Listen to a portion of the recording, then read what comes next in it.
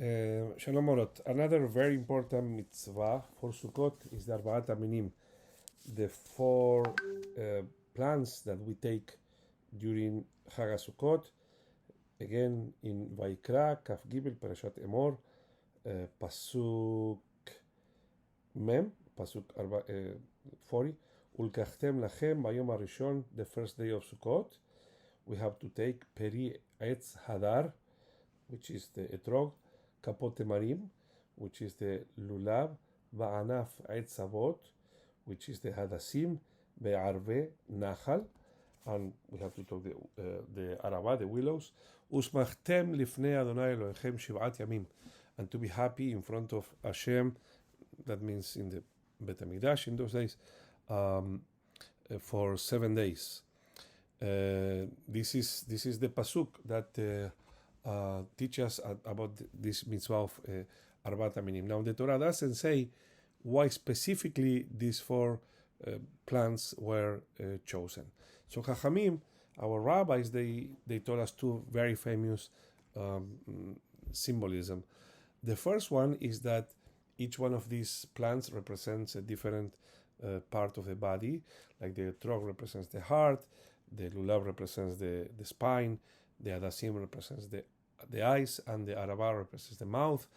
And what all of them together represent is that we take all our body, all the parts of our body, and we orient them to serve Hashem. This is why we take them together and we elevate them in the Na'anuim. This is a very famous and known symbolism. The second very famous symbolism also is that each one of these minim represents a different type of a Jew.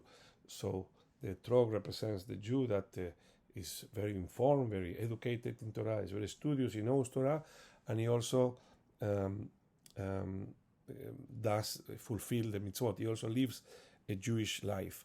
The arava, the lulav represents the Jew that studies Torah, but not necessarily observes the Torah.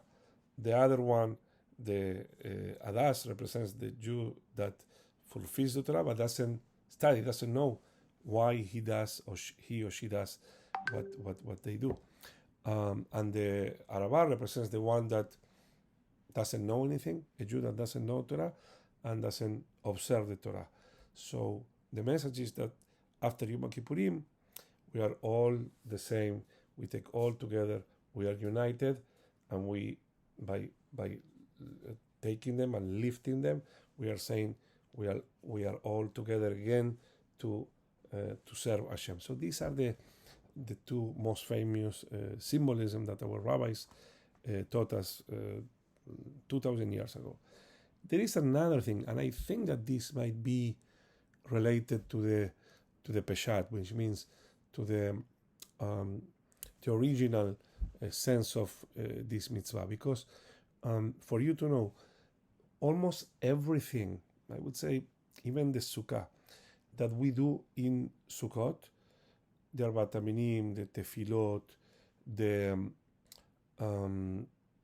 na'anuim that we do, as I will explain in a second, and the simcha, they have to do with the fact that this is the end of the season, and now begins another season for the farmers, another season of rain. A new rain season begins right now. That's why we prominently at the end of Sukkot we start saying Mashiva Ruach Morida Geshem, that Hashem is the one that makes the wind blow and makes the rain to happen. So perhaps these four are related, these four species of plants are also related to this. Just bear this in mind, that each one of them is one of the four lasts for a radically different time, like span of time. Like, for example, the Arava, right? The last of the four. After you cut the Arava from the tree, it might last just days. Sometimes, in fact, we have to change the arabot, the willows, because they couldn't even last for seven days. So these are the most fragile of the 4 plants, the araba, that they don't conserve their humidity and they die very fast. Then we have the adasim in that order, that once you cut them from the tree, from the myrtle, they would last 4 weeks. After a few weeks, they will be dry and they will die. Then we have the lulab, that is a palm tree branch, and the lulab lasts actually for months.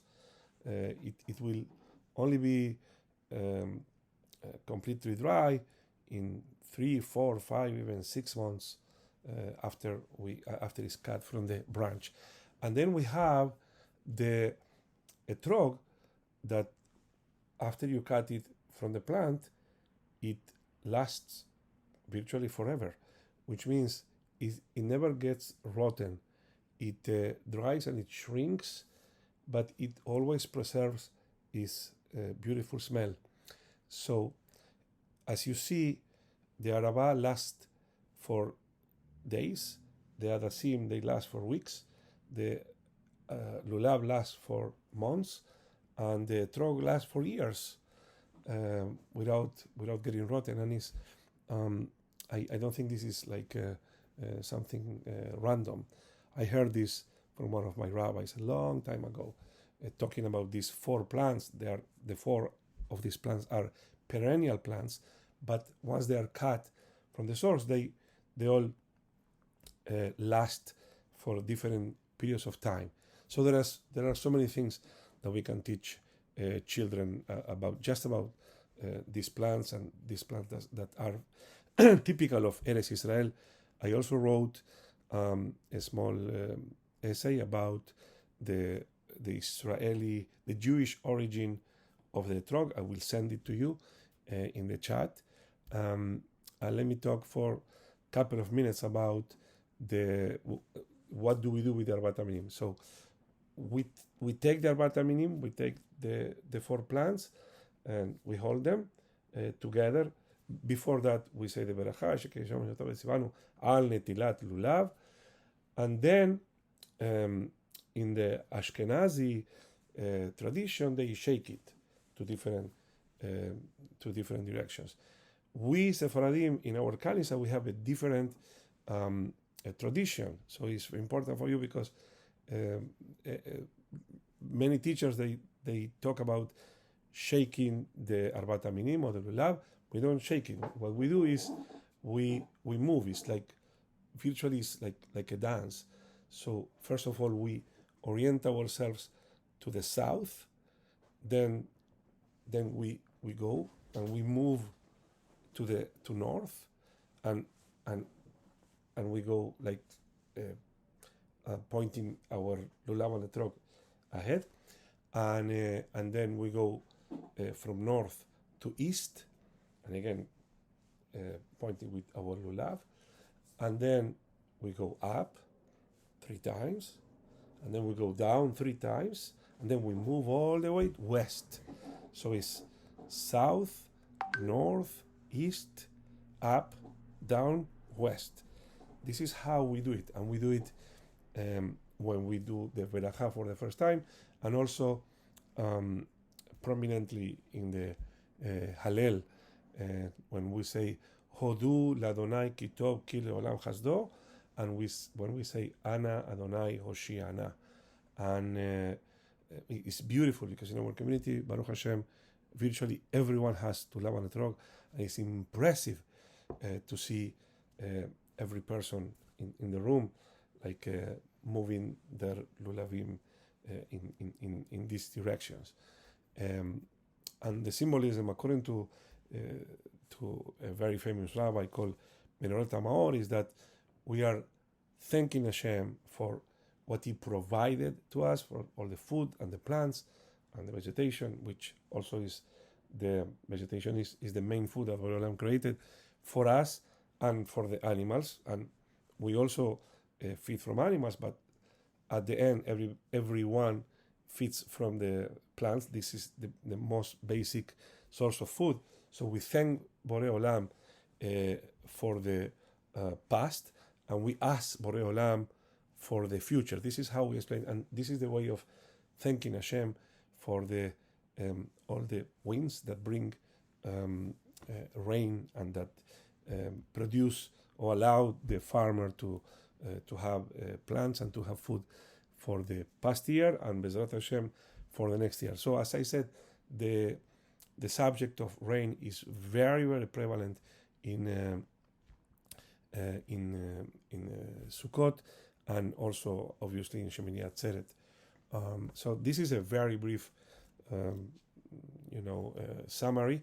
I will send you a couple of links with more explanation about the Arbat Aminim, and I'm going to send you also a link with the Na'anuim, where it will explain to you a little more why we do it and how we do it.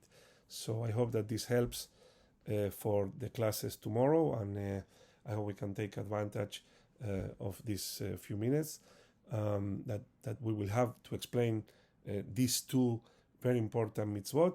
And I want to tell you that Bezrat Hashem, tomorrow we will have one set of Lulab, Etrog, Adas, and Araba for each grade. So each grade can have it like 1 hour. So talk to your co-teachers in the other class, so you coordinate among yourself who is going to have the Arbat Aminim the first hour and who is going to have the second hour. Thank you so much, and Tizkur Hashem Rabot. Chag Sameach to everyone.